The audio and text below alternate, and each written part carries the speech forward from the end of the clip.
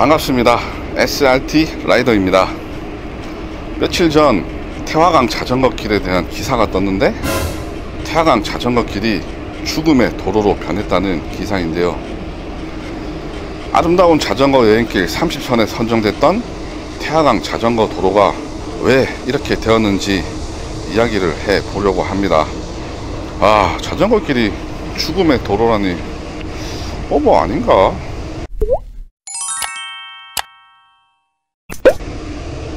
울산시와 울산경찰청에 따르면 2022년 1월에서 6월 6개월 동안 교통사고 사망자가 14명이라고 합니다. 그런데 14명 중 3분의 1이 넘는 5명, 이 자전거 사고 사망자고, 또 그중 3명은 태화강 자전거 도로에서 사망했다고 합니다. 비교적 안전하다고 생각했던 태화강 자전거 도로에서 사망자가 3명이라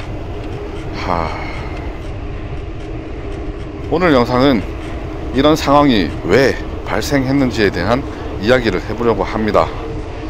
먼저 사망했다는 분들 모두 공통적으로 헬멧 미착용 상태였다고 합니다. 만약 헬멧을 착용했다면 적어도 사망까지는 이어지지 않았을 거란 생각이 드네요. 참 안타깝습니다. 현행 법상 자전거 헬멧 미착용 시 불법이긴 하지만 과태료 대상은 아니란 것 다들 아시죠? 그래서 그런지 헬멧 미착용으로 너무나도 많은 분들이 자전거를 타고 계십니다. 개인적으로 자동차 안전벨트 미착용 처벌처럼 자전거도 헬멧 미착용하면 단속을 해서 범칙금 및 과태료 많이 물어야 한다는 생각이 듭니다. 대부분 헬멧 착용 잘 하는 것 같던데 라고 생각하시나요? 그런데 막상 체크해보면 착용 안 하시는 분들이 너무 많습니다. 너무 많다는 게 믿기지 않으시나요? 그렇다면 예전에 제가 업로드했던 라이딩 하면서 헬멧 착용 여부 카운트했던 영상이 있는데, 현재 영상 잠시 멈추고 영상 상단에 우측 버튼 눌러서 꼭 한번 보시길 바랍니다. 정말 저조한 헬멧 착용률에 깜짝 놀라실 겁니다. 자전거 도로가 속도 제한이 있다고 알고 계시는 분들이 계시는데, 자전거 도로는 사실 속도 제한이 없습니다.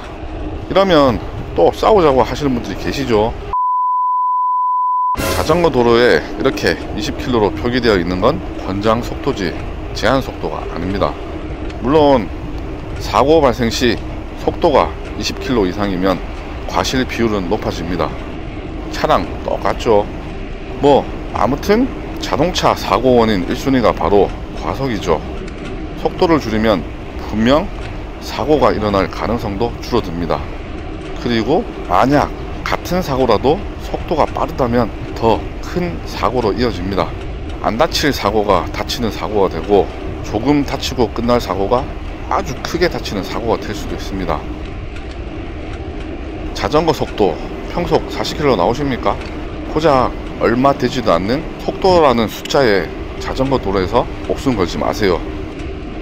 정 빠르게 달리고 싶으면 자전거 도로가 아닌 공도에서 하시면 됩니다. 울산의 공도에 자전거 우선도로가 있죠.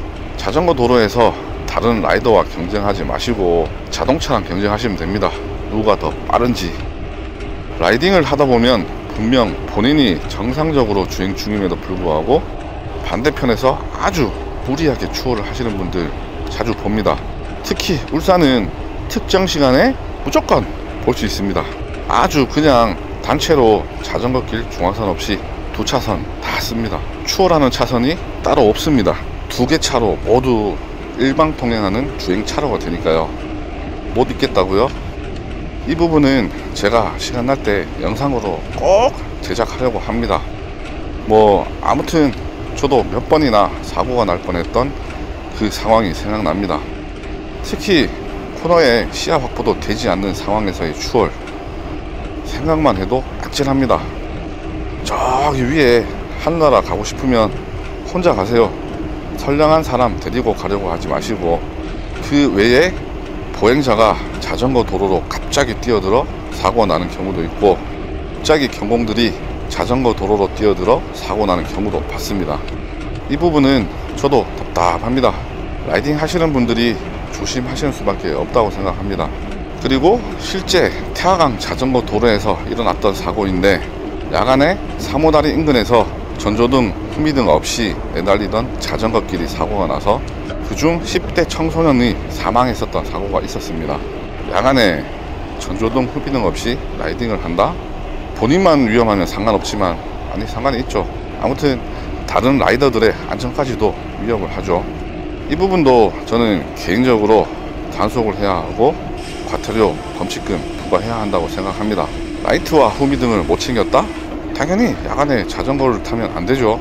거리가 짧아 잠깐 타려고 했다, 가로등이 있어서 밝아서 괜찮다 등등 다 개인 생각일 뿐입니다. 다른 라이더의 안전을 생각하셔야 합니다. 라이트를 챙겨갔는데 방전됐다? 이건 어쩔 수 없지 않느냐 라고 하시는 분들 계실 것 같은데, 라이트 사용시간 체크를 해서 시간 내에 복귀할 수 있도록 해야죠. 아니면 여분의 라이트를 챙기셔야 합니다. 밝고 수명이 긴 라이트 찾으신다면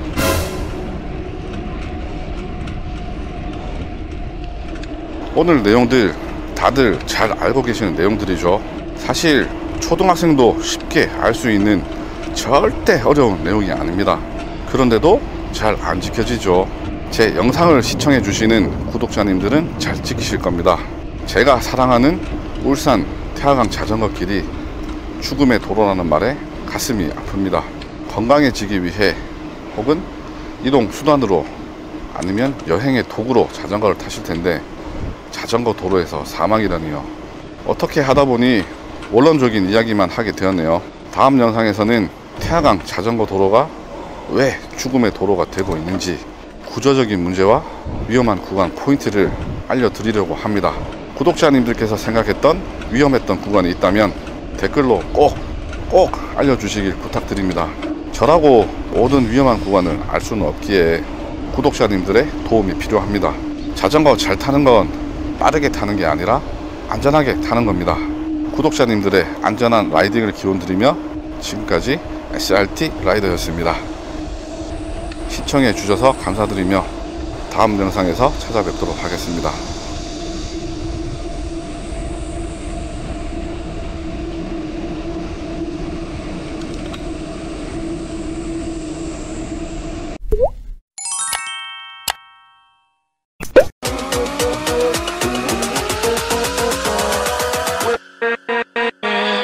with